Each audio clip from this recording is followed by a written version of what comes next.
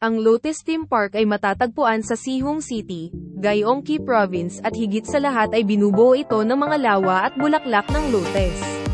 Ito ay natural na kapaligiran, kung saan ang mga ibong tulad ng mga pato ay gustong mamuhay ng komportableng buhay. May makikita kang dalawang pato malayang gumagalaw sa pond sa Lotus Theme Park. Ang mga itik ay parang lusak ng tubig na kalmado ng isang lawa at may posibilidad silang maghanap ng buhay sa tubig. Bilang pagkain sa pond, sa Lotus Theme Park, may iba't ibang bulaklak ng lotus. Oktubre na ngayon, at kahit na ang mga bulaklak ay hindi namumulaklak, malusog pa rin ang magkakaibang lotus at sila ay nagpapakita ng berde at malakas na sigla. Habang pinapanatili ang natural na kapaligiran, ipinagmamalaki ang Lotus Theme Park pinakamalaking halaga ng natural na kagandahan.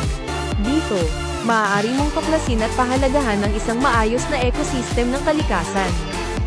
Ang mga bulaklak ng lotus ay naninirahan sa wetlands o pond sa Korea, China, at Japan. Kaya nagpapakita sila ng mga natatanging katangian ng Oriental na mundo. Sa modernong panahon malubha ang polusyon sa kapaligiran, ngunit mas maganda ang lotus, nililinis ang maruming kapaligiran at pagkakaroon ng malakas na sigla.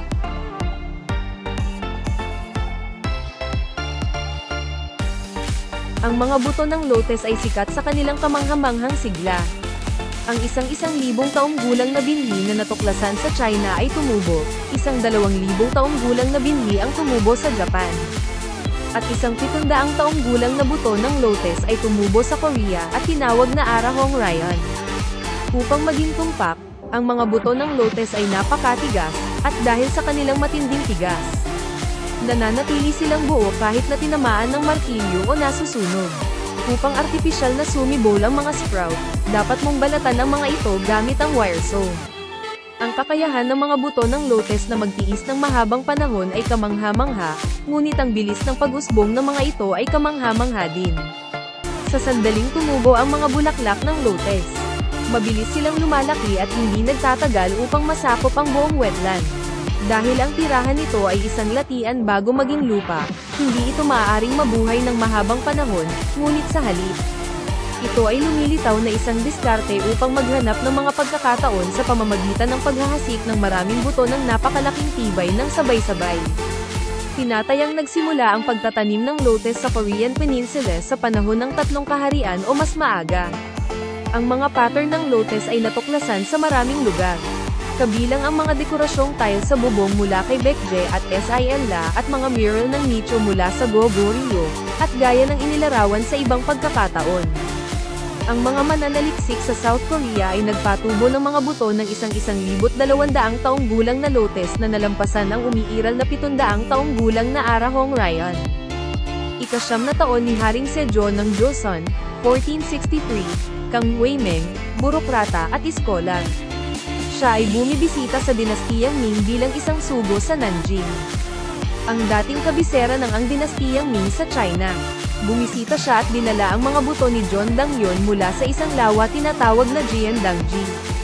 Pagkatapos, nagtagumpay siya sa pagtatanim nito malapit sa kanyang tirahan, na si Gyeonggi sa Hajodong, modernong araw na Sihong City. Ang lugar ng kapanganakan ni Kang Himeng ay pinapanatili at isang Lotus Theme Park ay ginagawa sa isang lotus plantation site upang makaakit ng mga turista. Noong Hulyo, kapag ang mga bulaklak ng lotus ay nasa buong pamumulaklak, isang pang-alaala na seremonya ng tsaa para kay Kang Himeng ay ginanap at isang lokal na pagdiriwang na tinatawag na Lotus Festival ay ginanap. Ito rin ay itinuturing na isang kinatawan na destinasyon ng turista sa Sihong City. Ngunit ang transportasyon sa Sihong City ay napakakomplikado kaya mahirap upang makarating sa pamamagitan ng kotse. Gayunpaman, ang Sihong City Hall Station ay binuksan noong Hunyo taong 2018. Mga 2 kilometro ang layo, at ang mga abala sa transportasyon ay nabawasan ng husto.